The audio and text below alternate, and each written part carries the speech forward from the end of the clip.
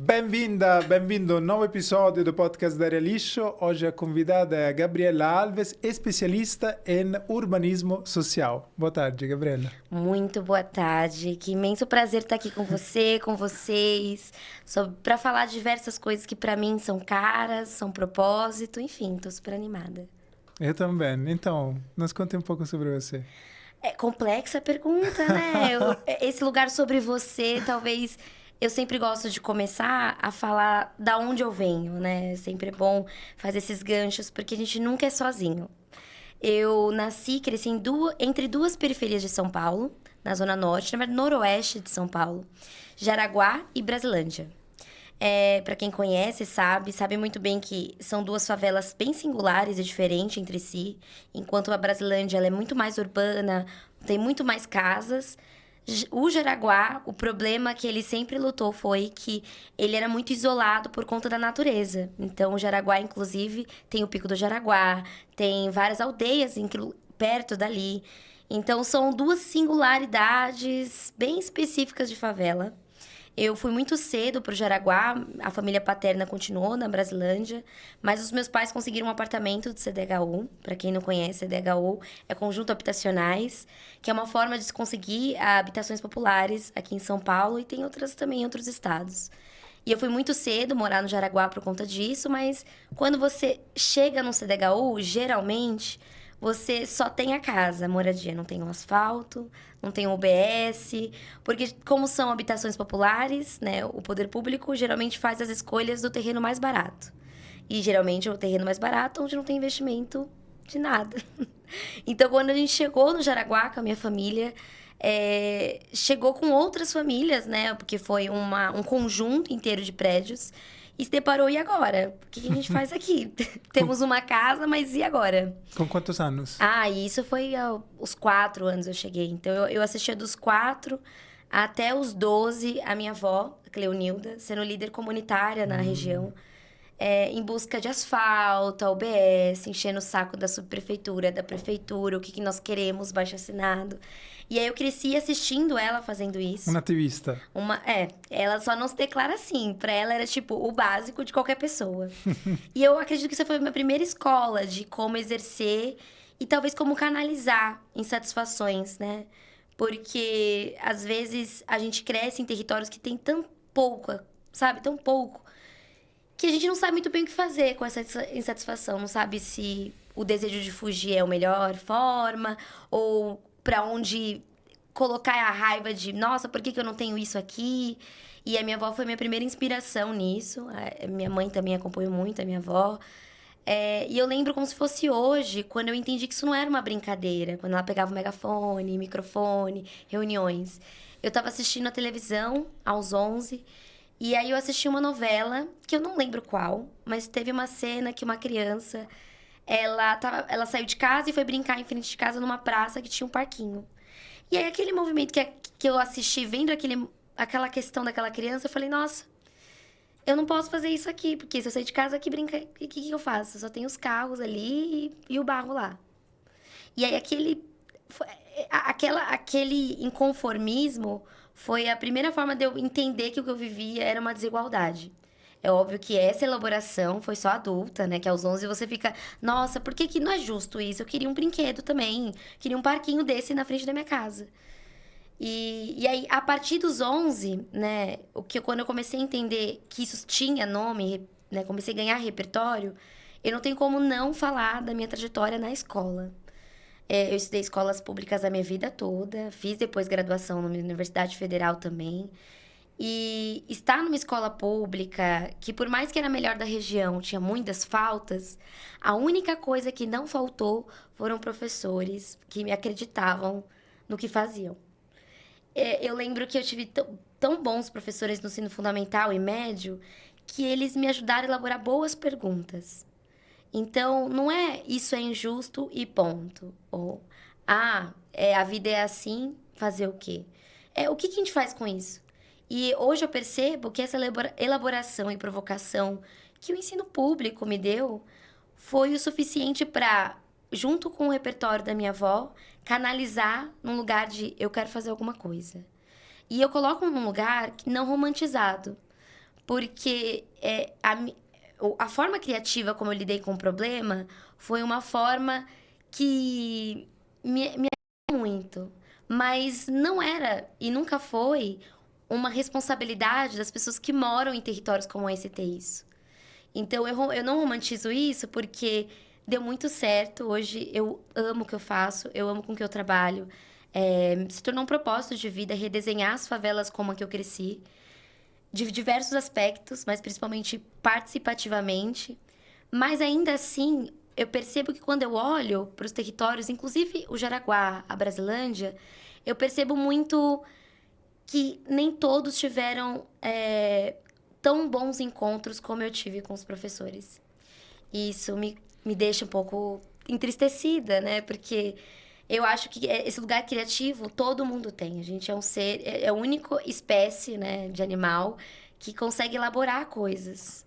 Então, eu canalizando um problema social para elaborar coisas criativamente, foi uma boa sorte que eu tive e para mim foi um destino muito bem colocado pelo que eu acredito, pelos orixás.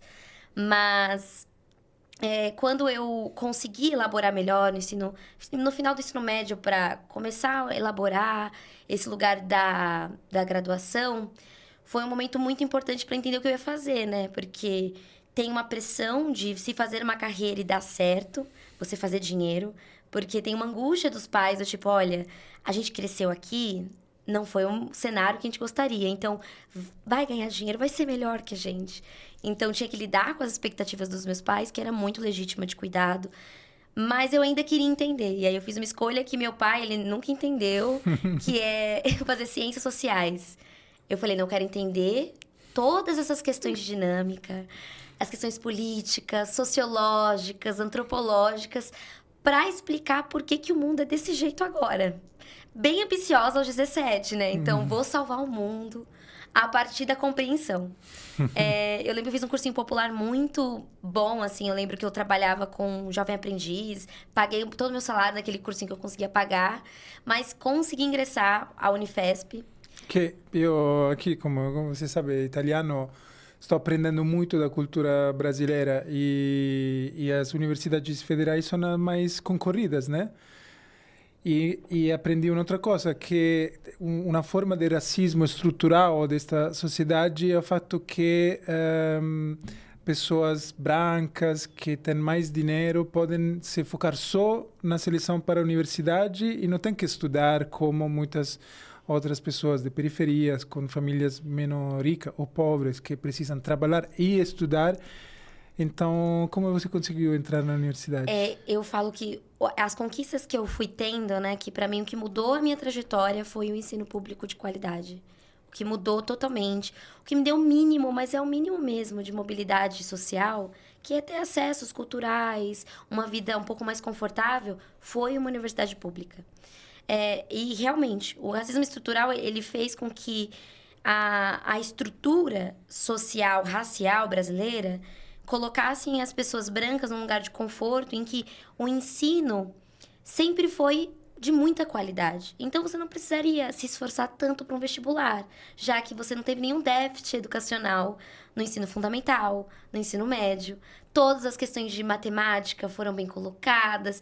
Então, na hora da filtragem, que hoje é a forma do método de se ingressar, que é o vestibular, não teria tantas competições. Já o ensino público do fundamental para o médio, que por vezes são pessoas mais pobres, que não têm como conseguir pagar um ensino melhor, um ensino, no caso, que por vezes é particular, cria vários déficits. Eu lembro no ensino médio, eu não tive por 2 anos aula de matemática, porque não tinha professores que queriam dar aula para o Estado. Então, assim, esse lugar, por mais que coloque, me diga quem eu sou, porque faz parte da minha história, ele não é tão incomum. Tem muitas pessoas que têm várias aulas, matérias que não conseguiram adensar porque não teve tão bons professores.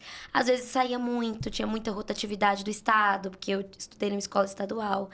Então, quando eu saí do ensino médio, eu tive que fazer uma escolha. Eu falei, eu sei que eu não aprendi tudo que eu deveria, mas eu quero muito entrar numa faculdade. E aí, eu procurei um emprego que eu poderia. Eu lembro que eu consegui um jovem aprendiz numa Foi até um bom acaso, que foi numa empresa de engenharia ambiental. Mas eu fazia nada a ver, eu cuidava da contabilidade, assim, enfim. Fiquei lá por 1 ano, mais ou menos, 1 ano e pouco.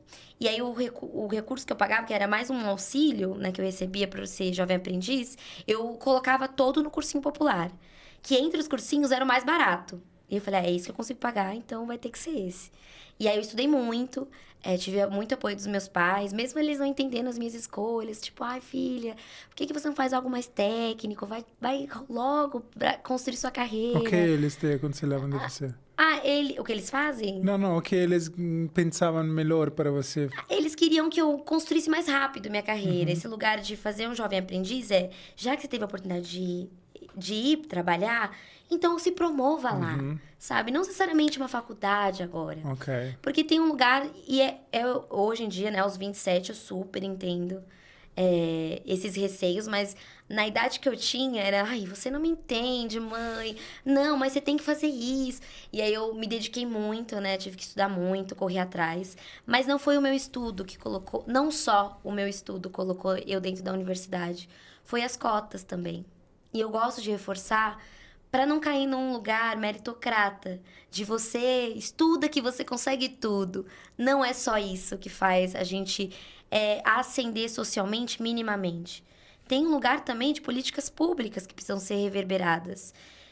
Então, quando eu fiz o vestibular, eu lembro que quando você recebe, e eu fiz o Enem, eram os primeiros anos em que tinha um convênio com a USP, né? Porque até então só tinha o vestibular da FUVEST para entrar na USP. E já tinha as federais dentro do Enem. Então, quando saía a nota, você solicitava por cotas, se era socioeconômica, racial, ou os dois, ou escola pública. E aí, eles iam te colocando em listas específicas para tentar trazer mais pluralidade para o ensino público. E eu gosto de reforçar, porque, se eu não me engano, a gente faz 21 anos de cotas raciais. Então, cotas, na verdade, no geral. E se não fosse esse tipo de políticas públicas, pode ser que seria mais difícil eu ingressar. E aí, quando eu entrei, foi o meu sonho se realizando, assim. Eu queria muito estudar. E eu tive, de novo, bons encontros. De encontrar professores incríveis. Que, na minha sede de mudar o mundo, eu fui atrás de diversas bolsas dentro da faculdade. Eu queria estudar, viver a faculdade ao máximo. Eu encontrei boas bolsas, eu fiz o PIBEX, que é uma bolsa de extensão. E aí, como a Unifesp, que é um campus de Guarulhos, né? Porque a Unifesp era fragmentada, era o campus de humanidade, no qual eu fazia ciências sociais, ele ficava em frente a uma outra favela, tinha o PIBEX, que era uma bolsa de extensão para conversar com a comunidade em frente. Então, é como convidar as pessoas para andarem no campus, entender que ali é público, que se eles quisessem, eles poderiam estudar lá. Então, eu fiz essa primeira bolsa, o PIBEX, que foi ótimo, foi através de fotografia. No final, a gente fez uma grande exposição com pessoas de fora, alunos. Foi muito legal. Depois, eu fiz a docência, porque meu propósito em entrar na faculdade era justamente ser uma professora que provocava boas perguntas. Que eu falei, não, eu quero fazer isso. Se foi bom para mim, o quanto que eu posso plantar por aí? Em que grau da escola você queria ensinar? Como eu fazia sociologia, né? As ciências sociais, ela tem essas 3 ciências. A ciências políticas, sociologia e antropologia. Para a educação pública, geralmente se faz a sociologia, que é ensino médio. Então, a forma mais fácil de construir uma carreira, mais óbvia, às vezes, é você ir para a escola do ensino médio. Só que no meio disso tudo, né? Das bolsas que eu passei, os encontros que eu tive, eu comecei a pensar, a elaborar melhor como foi crescer no Jaraguá. Eu lembro que eu tive aulas específicas sobre questões ambientais, sobre a luta ambiental dos anos 80 para cá, desde da questão da Constituição brasileira. Eu lembro que eu comecei a pensar, aonde se tem parque hoje em São Paulo é onde se tem mais especulação imobiliária e é caro. O verde, então, ele tem agregado para ser qualidade de vida e encarece. Só que eu cresci num Jaraguá que tinha muito verde. E o verde tinha uma simbologia de mato. Não era legal. Até hoje, eu vou visitar minha mãe que mora ainda lá, o ar é incrível. Nossa, parece estar no interior até. É muito gostoso o Jaraguá. Mas não tinha não tinha as mesmas ligações de símbolo. Também não era muito acessível, né? Não Vocês não era. podiam ir a brincar como crianças com outras crianças no mato, era perigoso. Não podia. Né? Às vezes, o que vai acontecer? Até porque quando o Jaraguá, esses CDHUs foram fundados, teve um movimento no entorno de alguns poderes paralelos, né? Questões crimes mesmo acontecendo. E então tinha um cuidado, né? Você ainda estava numa periferia vertical. O CDHU ele é uma forma de comunidade vertical, mas tinha ressalvas, então tinha um cuidado. E o verde, né, lá no Jaraguá, ele tinha um símbolo da ausência do que se tinha. Então não tinha essa valorização do tipo, que ótimo que moramos num lugar verde, cheio de árvores. Não, era tipo, nossa, ainda tem mato, cadê o asfalto? Então, hoje, eu lembro que eu comecei a pensar nisso na graduação, e aí foi quando a chave virou pro ativismo ambiental.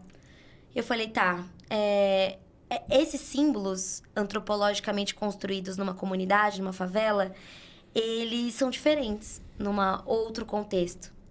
E aí foi a partir dali que eu comecei a construir em volta da luta pelo verde, junto com o cumprimento de políticas públicas básicas, mas principalmente em como tornar popular a pauta. Porque isso faz muitos anos, né? No meio da graduação, eu percebia que falar sobre isso, sobre ecologia, era um lugar extremamente embranquecido. Tipo, a minha avó ela lutou muito sobre várias questões de Jaraguá. Ela tinha vários saberes ancestrais com a questão da floresta, mas não era tida como uma ativista ecologicamente dita. Então, tem um distanciamento da onde eu vim que me tornou um lugar do propósito. Eu falei, ok, eu quero entender melhor como redesenhar, como ser essa pessoa de promover boas perguntas, mas eu sei que sem a natureza não tem nem como eu perguntar, porque não vai ter um futuro. Então, foi meio que associar a luta social com as questões ambientais para tornar o máximo popular. E aí, a partir do momento que eu falei, ok, eu quero entender, isso é uma bandeira para mim. Eu conheci a Amanda Costa, que é uma grande amiga minha, e ela estava ainda com o desejo do coletivo do Instituto Perifa Sustentável. E aí, ela já estava com a Marraia Sampaio, que também se tornou uma amiga minha que ela trouxe. E aí ela virou pra mim e falou assim, ok, nós três temos bandeiras parecidas, somos mulheres pretas, que lutamos pelas mesmas causas. Vamos tornar o coletivo uma instituição. E aí, desde então, eu tenho articulado com as duas diretoras, né? A gente divide o lugar de fundação do Perifa Sustentável e tem tido uma forma de como construir, né? Como elaborar melhor essa causa quando a gente olha para as periferias e a juventude. Então, o Perifa, ele nasce assim que eu saí da graduação. Eu me formei, eu me deparei com essa oportunidade de fazer as coisas acontecerem significativamente e falei, é meu momento. E aí, quando a gente foi elaborando, porque é todo um processo, ninguém nos ensina como criar uma ONG, né? Olha, o que a gente aprendeu ali foi passo a passo, foi muito, muito difícil, vários desafios. Inclusive, porque para pessoas idealistas como nós, me coloco no meio, não é fácil fechar as contas da vida também prática, material, econômica, e novamente o fato que as pautas de ecologia muitas vezes são só para pessoas que conseguem ter os recursos já e conseguem ter um tempo também para ser ativista, para fazer ativismo, mas no seu caso você tinha também que trabalhar, ganhar dinheiro. Sim. Como foi conciliar esta parte? Conciliar, talvez vários pratos caíram no caminho, né? A gente sabe que quando faz muito, a gente deixa algum ou outro cair. Mas eu lembro que depois que encerrou as 2 bolsas que eu tive bem no início da graduação, que durou ali 2 anos e meio, somando os 2 momentos, eu consegui um estágio dentro de um instituto, mas da área de energia. Então, eu fui pro ISD, eu fui para um outro lugar, né? E esse lugar me fez pagar as minhas contas, fazia eu poder, depois, às 6 horas, quando fechar o meu computador, falar, ok, deixa eu tratar sobre a minha causa. O que foi uma grande, eu digo até sorte, porque naquela época, as questões de ciências sociais não era tão ampla a contratação dentro de empresas. era bem mais difícil do que hoje. Hoje, você consegue, com o repertório das ciências sociais, estar em toda a área que você quiser. Mas naquela era um pouco mais fechado. E aí eu lembro que quando eu consegui passar para esse estágio, o que me ensinou muito, inclusive, justamente como monitorar projetos sociais que passavam nos editais da empresa de energia.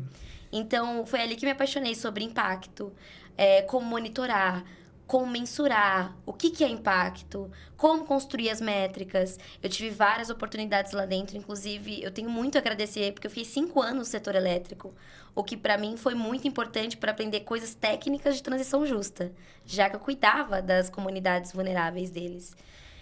E aí, nesse meio termo, eu acabei fundando o Perifa junto com essas 2 amigas. Estamos aí há mais de 3 anos na luta de descobrir como captar, o que fazer, como avançar na sustentabilidade financeira. Só que nesse meio tempo, né, eu sempre tive uma preocupação de sempre checar o meu propósito. Porque às vezes no automático, a gente vai fazendo tanta coisa, depois fala, será que isso tem a ver mesmo com a promessa que eu fiz? E eu tenho essa mania de tempo em tempo falar, não, peraí, deixa eu dar uma olhadinha. Foi nesse período que eu vi que por mais que eu estava fazendo muito, eu estava tendo oportunidades de dividir com outros jovens, trocar em grandes eventos, eu ainda não colocava aquilo como redesenho. Por mais que a educação ela é bem provocativa, e é o que eu acredito, a pedagogia ela é fundamental, né? Para você provocar, ajudar a elaborar a visão crítica do mundo, ainda assim, não era onde eu queria estar, assim. Eu falei, eu acho que eu consigo... Tem alguma coisa fora do lugar. E aí, enfim, nessas minhas angústias, tipo, ok, como que eu chego e atendo melhor o meu propósito? Foi que eu descobri a formação de urbanismo social. E é um curso super novo no Brasil. Eu lembro que quando eu achei, quem é pioneiro é o INSPER, que é um instituto de pesquisa particular, super renomado e bem elitizado de São Paulo, mas é uma boa educação, gente, faz sentido ser tão bom. E aí eu falei, tá, ali tem essa formação de pós-graduação, mas eu não vou ter recurso para pagar um INSPER, porque é surreal, assim, o valor era estratosférico. Falei, não. E aí fui eu, de novo, falando, não, vou conseguir uma bolsa. Uau, parabéns! Aí eu fiz todo o processo, consegui passar. E aí eu fiz 1 ano da pós, né? Que é uma pós um pouco mais densa, bem intensa.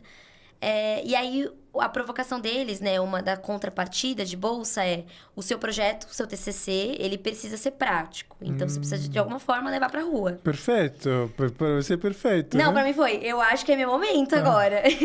Depois desse vários meses, eu consegui uma captação específica para tentar testar uma metodologia participativa numa ocupação. A ocupação, não sei quanto você conhece, mas as favelas do Brasil, ela tem algumas singularidades, assim, algumas coisas específicas. Tem as favelas urbanas, que quando elas ganham como chama? Questões fundiárias, que é a briga pela certificação da terra, elas já são vistas pela prefeitura. Então, você ganha um CEP, você consegue solicitar postes, você consegue fazer incidências públicas mais assertivas, porque o Estado reconhece que ali é um bairro. E isso é um tipo de favela. Geralmente é uma favela mais urbanizada, geralmente depois de várias lutas reivindicando, eles conseguem ganhar isso e aí vira para esse lugar. Mas tem outro tipo de favela hoje no Brasil que ela tá num lugar de ocupação, que é justamente a terra não é necessariamente das pessoas que estão ali, né? Pode ser do poder público, pode ser privado. Mas as pessoas precisam morar em algum lugar, então elas autoconstroem suas casas. Geralmente é muito mais vulnerável, porque é madeirite. Claro. Enfim, é o com que tem para poder morar.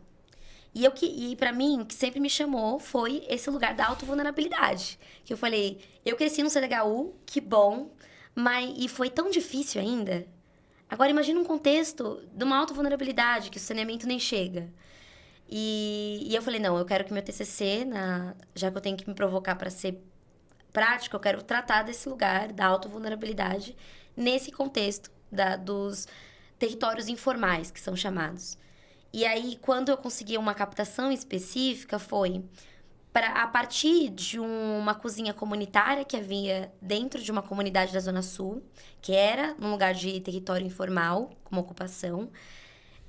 Como se chama essa cozinha? A cozinha, ela se chama Cuca, porque a fundadora é a Cuca, mas a comunidade se chama Nova Esperança. Ok. E aí eu falei, não, já que eu vou conseguir o recurso pra gente reformá-la, como que a gente reforma? De maneira de infraestrutura e prática, respeitando a natureza, a ecologia, com SBN, como soluções baseadas na natureza, dentro de um contexto que ainda não se sabe se vai ganhar ou não a disputa jurídica da terra. Ou seja, que faça um investimento, pode ser que ele vá destruir daqui a poucos meses. E esse foi minha grande questão. Como que a gente incide? Porque a gente está falando um número muito alto. É mais de 16 milhões que vivem num contexto informal. Isso porque o IBGE não consegue nem alcançar todo mundo. Porque, às vezes, você fazer a contabilidade a métrica do IBGE, geralmente é por contexto de casa formalizadas. Então, esse número pode ser muito maior no contexto nacional. E quando a gente fala de disputa fundiária, a gente fala de disputas que demoram quase 15 anos para o Poder Judiciário decidir se vão remover as famílias, que também é uma questão, ou se vão, de fato, falar, não, ok, ganhou sua documentação, aqui é realmente sua casa. Então, são 15 anos de invisibilidade. Invisibilidade do que eu falei. Você não consegue solicitar nada num contexto desse. E aí, esses territórios, que por mais que passam por isso, eles são muito resistentes. Como na comunidade Nova Esperança, que tinha uma cozinha que eles construíram em Madeirite, que as mulheres cozinhavam para todo mundo, porque tinha uma grande índice de segurança alimentar. Então, eles se uniam, tentavam doações com outras ONGs de comida. Elas cozinhavam, faziam marmitas e todos comiam na comunidade. A gente está falando de mais de 200 famílias sendo alimentadas de um modelo popular. Janta, o almoço. Isso. Geralmente, eles faziam uma grande quantidade que davam no almoço e aí as pessoas pegavam pro almoço e janta. Não era todo dia. Foi muito bem apoiada na época pelos movimentos sem terra também, porque teve o lugar de plantio sem veneno que fazia essa ponte. Então, teve um lugar que já acontecia ali. Quando eu conheci a liderança Cuca, que é a Zenilda, que é o apelido dela, ela me contou tudo isso. E a gente conseguiu essa captação, né, para tentar investir. Não era nenhuma filantropia do Brasil. Era uma organização de Londres que falou, não, a gente quer ir além das marmitas, que eles ajudavam no valor da marmita, mas isso não é impacto. E eles gostariam de começar a trazer mais impacto. E aí foi nesse lugar que eu desenhei o primeiro case do Gota, que hoje é minha empresa social, né, de urbanismo tático e social, de como a gente elaborar essa construção e reforma, mas também a partir, principalmente, do diagnóstico do território. Então, não é só construir com SBNs, é como tornar participativa a construção, como contratar pessoas locais, que cores as pessoas se veem. Será que só uma cozinha corresponde a essa dinâmica entre eles? Tanto que esse diagnóstico durou quase 10 meses, né, para elaborar, entender quem chamar, como desenhar o projeto arquitetônico de fato. Que é urbanismo social que você estudou. Exato, que é urbanismo social. Você pensar... E, claro, eu não sou urbanista, eu não consigo nem desenhar uma casa. Mas chamar parceiros técnicos para, junto dele, eu construir essa elaboração junto do diagnóstico. Entender o que funciona para aquele lugar. E aí, eu lembro que nessa construção, a gente entendeu que só a cozinha não seria o suficiente. A gente teria que ter, pelo menos, uma praça em frente, porque a comida tinha um símbolo afetivo social na comunidade. Então, era um momento que as pessoas se encontravam para socializar. E quando a gente fala de qualidade de vida, a sociabilidade é um dos principais fatores.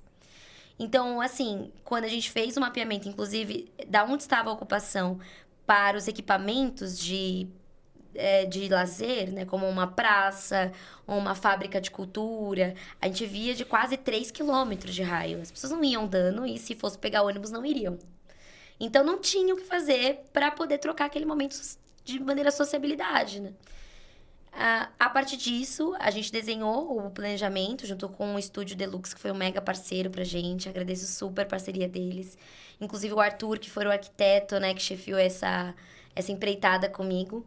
E a gente desenhou a praça em frente, que foi uma outra captação, para que seja removível. Então, independente do que acontecer com a Nova Esperança hoje, pode ser que demore 10 anos para sair isso, eu não sei.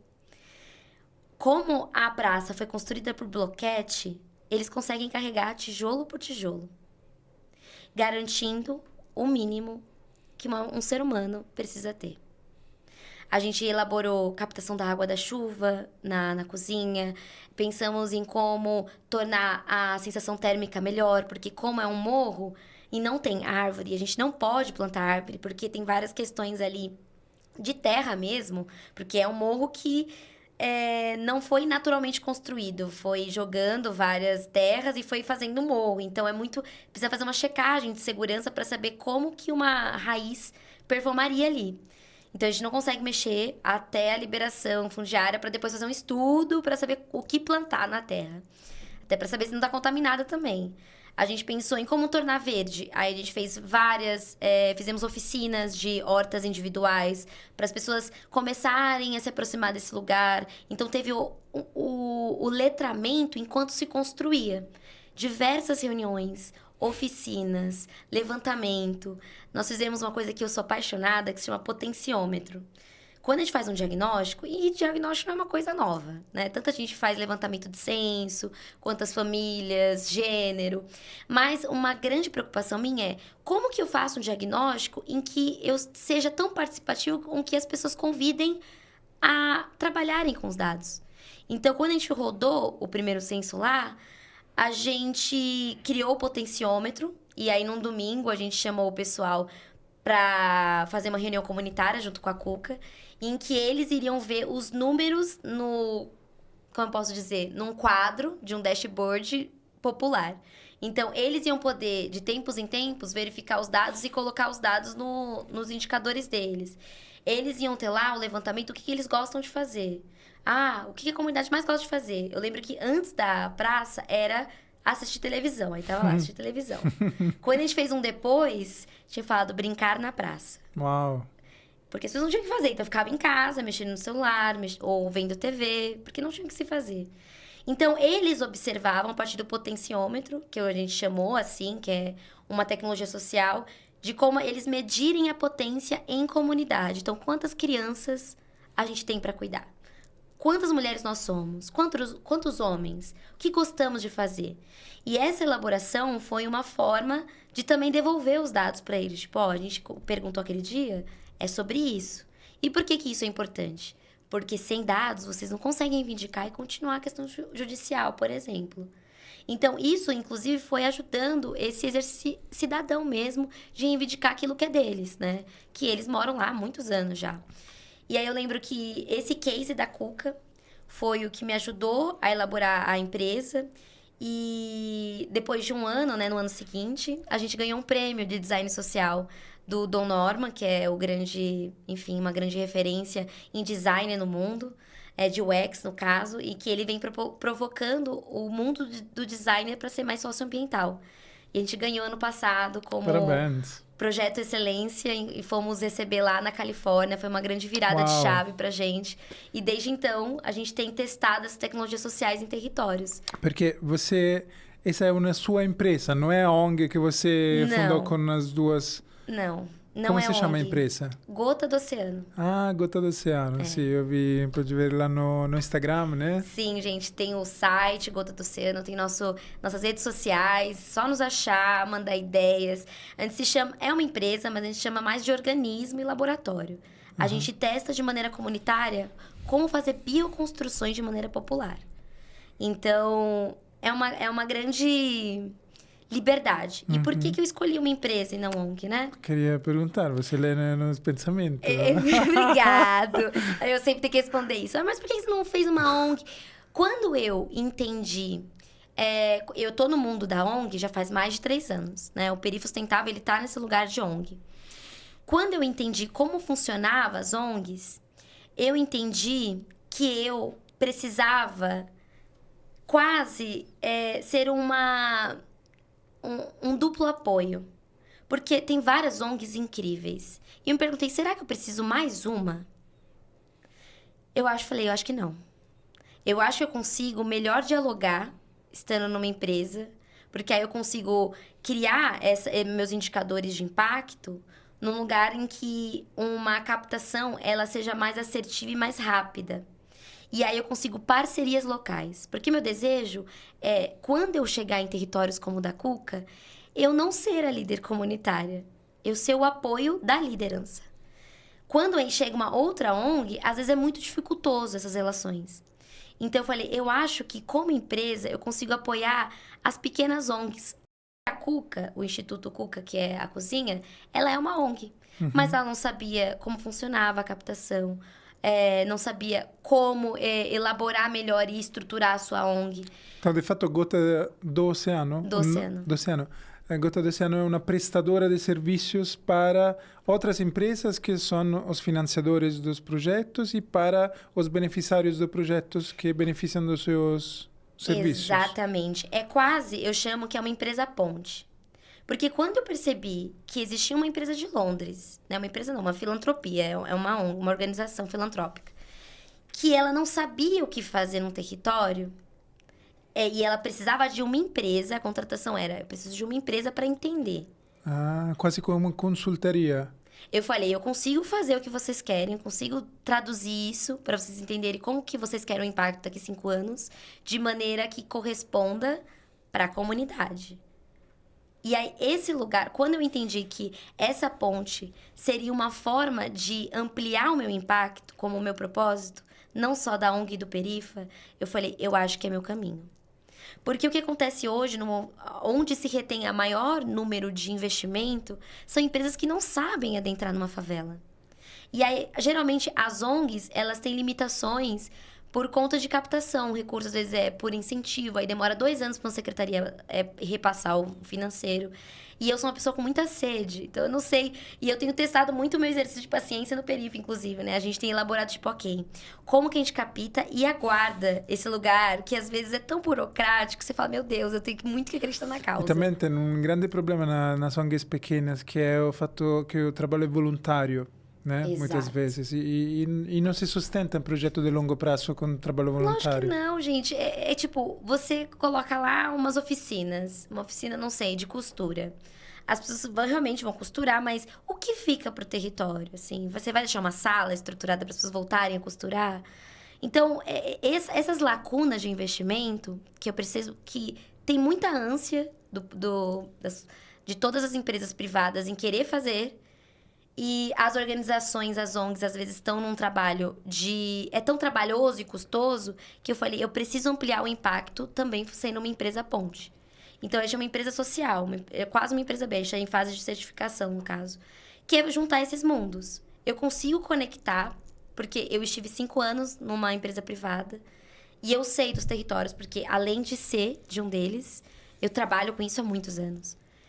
Eu falei, é a minha oportunidade de fazer acontecer o mais rápido possível. Então, o seu modelo de negócio é de captar recursos como contratos de prestação de serviço? Também. Tem prestação de serviço. Desde outras empresas? De outras empresas. Nacionais e internacionais que querem fazer projeto de ESG, de impacto. Sim. Por exemplo, hoje a gente está... acho que daqui a algumas semanas a gente vai finalizar um projeto que quem nos contratou foi uma grande organização, uma ONG. Uhum. Porque hoje o modelo de captação tem as grandes ONGs que captam muito dinheiro, só que às vezes eles não têm braço de execução. Claro. E às vezes nem consegue tanto porque a equipe está focada em outras coisas. E aí a gente entra. Okay. Aí a gente consegue entrar no modelo de execução dessas ONGs. No caso específico de agora, o que houve foi... a Luta pela Paz, que é uma organização internacional, né? Ela tinha captado um grande guarda-chuva para tratar numa ocupação no fundo da Zona Leste de São Paulo. E essa ocupação tinha várias questões de segurança, porque essa ocupação, ela fica em cima dos dutos de gasolina da Petrobras. Então, não pode mexer na terra. Só que acontece, o que se fazer? Como construir jardins, que era o maior desejo da comunidade, se eu não posso mexer na terra. E aí, a gente construiu um projeto de jardins verticais, como tornar os caminhos das pessoas, das vielas, nas fachadas de casa, um jardim regenerativo e produtivo. Que as pessoas podem colher sua erva, para fazer um chá, legumes, e aí fazer isso de maneira participativa. Então, a gente está na 2ª edição com eles, porque eles não teriam braço para fazer, porque eles não são do urbanismo tático, a Gota do Oceano nos contrataram para falar, eu quero fazer isso. Quando a gente entendeu que o jardim era a melhor forma, a gente falou, ok, mas só colocar um vaso? Como a gente faz isso? A gente falou, não, para chamar as pessoas, vamos criar uma série de mutirões em que a gente começa com oficinas de plantio mesmo, de como eu cuidar sem veneno, como eu plantar. Ah, deu formiga, o que eu faço? Quais plantas são amigas, né, que eu posso plantar junto? E a gente pode falar um pouco de agrofloresta, sabe? Como que a gente faz essas aulas para fomentar esse ensinamento que eles têm muito, mas ampliar esse ensinamento, de forma que esteticamente se mude o território. Porque uma das maiores angústias de quem nasceu e cresceu numa favela, às vezes é ter vergonha de levar qualquer pessoa para visitar. Ou se chove, ter que usar um chinelo porque é barro, para depois chegar no trabalho e colocar um tênis. Então tem coisas que mexem na autoestima de se viver. A gente falou, ok, vamos mexer com isso, mas vamos pintar as fachadas. E aí, na extensão da comunidade, a gente fez mutirões por vários meses de pintura, convidando cada morador para pintar que cor você quer, para esse lugar do sonho. O que você imagina na sua casa? O que você sonha para a comunidade? Para fazer essa elaboração de diagnóstico, que é nossa grande bandeira de como a gente trabalha, para que as pessoas possam começar a entender que elas podem sonhar. Eu não preciso aceitar as coisas como estão. Eu posso canalizar o que eu vejo e elaborar boas perguntas. Que bom. E quais são os desejos? Você falou, nesse caso, desta ocupação de ter um parque, né? Uma área verde. Quais são os outros desejos, necessidades das pessoas que moram nessas ocupações? Hoje, como eu tenho lutado muito para as questões climáticas, eu vejo que muitos desejos deles é um conforto. O que acontece? Geralmente, quando você mora numa comunidade como essa, na alta vulnerabilidade, você sonha com o cimento. Eu quero a minha casa. E o sonho de ter sua casa não é de hoje.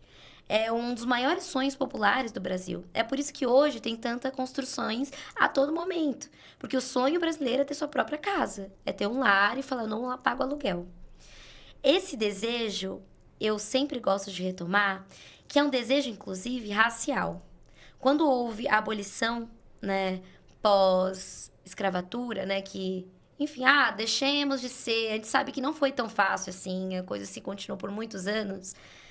Houve uma virada de chave em que uma pessoa negra ou indígena, ela deixa de ser uma forma produtiva para eu poder ser mais rico e poder enriquecer a cada dia, e ela se torna uma pessoa. Antes era um produto e agora é uma pessoa. Só que o que pessoas precisam? Ela precisa de comida, de um teto, precisa rir, precisa conversar, o ócio. E nesse movimento da abolição, você não teve nada disso. Não teve nenhuma política que se pensasse o que vamos fazer para que esse movimento cidadão dessas pessoas. Então, para mim, esse desejo de terra é um desejo de uma dor racial nossa. E eu falo que é racial porque quando a gente olha para o IBGE de 2022, a gente vê que 56% da população nacional brasileira são pessoas negras ou pardas, que por vezes é indígenas e não teve o apagamento histórico.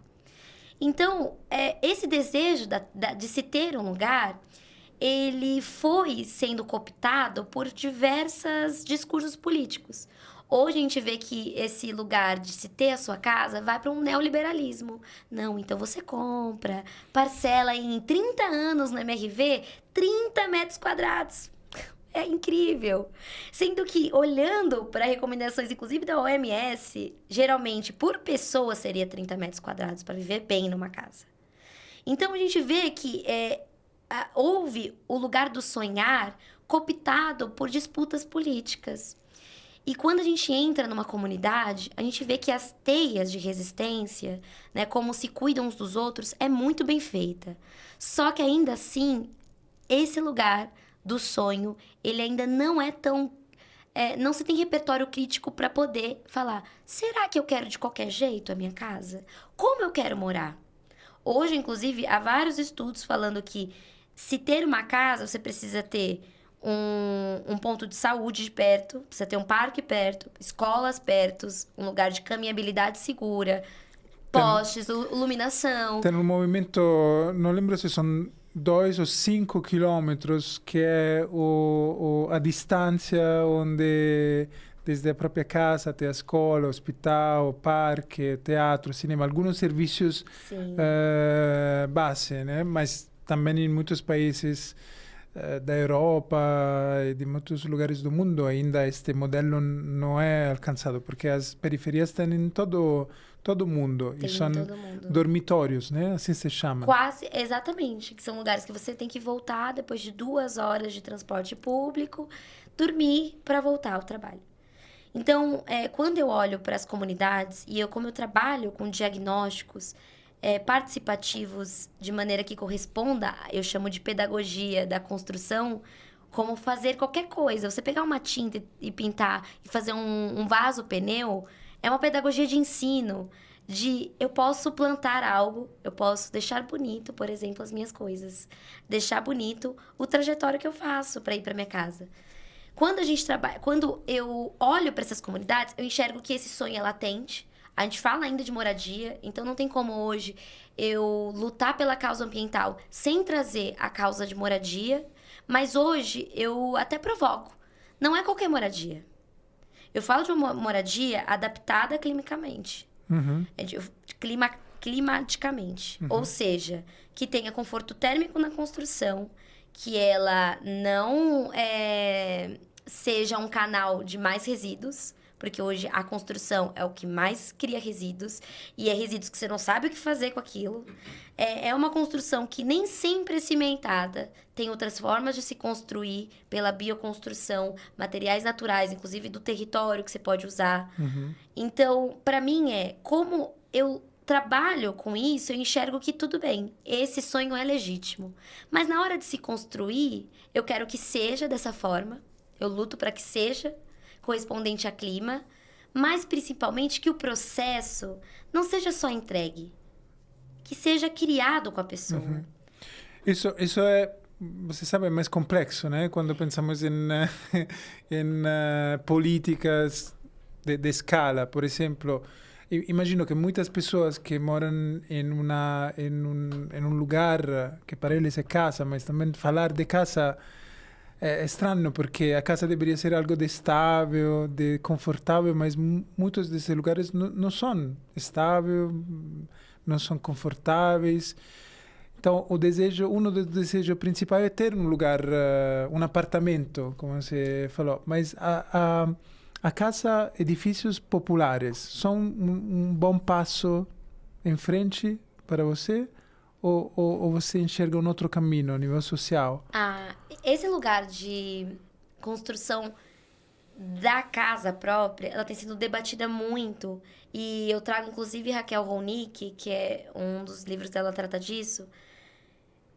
Formas que correspondam à necessidade de se ter uma casa. Então, não necessariamente a casa própria está no meu nome. Tem formas, inclusive, ampliadas na Colômbia, que são construções populares, né, habitações populares, em que não é nome de ninguém ali. Mas as pessoas têm o direito de criar seus filhos e deixar para os seus filhos criarem seus filhos. Porque esse lugar de ampliar a discussão da moradia é necessário, porque não há como a gente reproduzir um modelo capitalista terrorista, que tudo tem que ser fordista ali, vamos fazer cada vez mais casas, porque é a nossa resposta, porque isso a gente vê que não deu certo. E eu falo que não deu certo porque eu não tenho os números agora de cabeça, mas em São Paulo tem milhares de moradias vazias. Uhum. E tem milhares de pessoas passando por diversas vulnerabilidades de serem soterradas ou de uma enchente levá-las, porque estão numa construção de uma casa de risco. Então, com certeza estamos de acordo que tem muitas pessoas que hoje no Brasil moram em condições que não são humanas, que não são desejáveis de ninguém. Maurício, já falei que faltam 5 minutos, o tempo voa. Temos que conversar novamente, é um tema muito interessante e longo, mas temos este problema gigantesco e eu de europeu, branco, chegado no Brasil com 35 anos, agora tenho 40 anos a primeira vez, estou aprendendo muito desta situação, estou aprendendo do colonialismo, do racismo e de alguns problemas gigantescos de desigualdade, né, que tem aqui no Brasil. E acredito que tem que passar por um aumento do salário mínimo, que é absurdamente baixo e tem uma desigualdade enorme. E precisam políticas públicas para resolver este problema gigantesco. Você consegue acessar a recursos do setor público com a sua empresa, com a sua ONG? Eu acho que ainda não. Tô pensando aqui no Perifa também. Não, eu lembro que do Perifa ano passado, eu geri um projeto específico na elaboração participativa a partir da cultura regional da Brasilândia, porque vai chegar o metrô lá. Então, eu lembro que a gente conseguiu acessar uma emenda parlamentar específica para a gente promover um evento de cultura, para a gente trazer a criticidade de um metrô chegando. Geralmente, ele especula e as pessoas que estão lá, diversas gerações vão embora, porque o pão que custava R$1 é 5. E ela não tem mais como viver num território desse. Então, a gente elaborou, ano passado foi um ano inteiro elaborando junto com o território do Morro Grande para entender isso. E aí, a gente acessou a emenda parlamentar. Antes disso, as captações foram por editais sementes, porque a gente tinha menos de 2 anos, então tem essa questão da ONG. Da minha empresa, eu tenho tido grandes oportunidades de um diálogo internacional.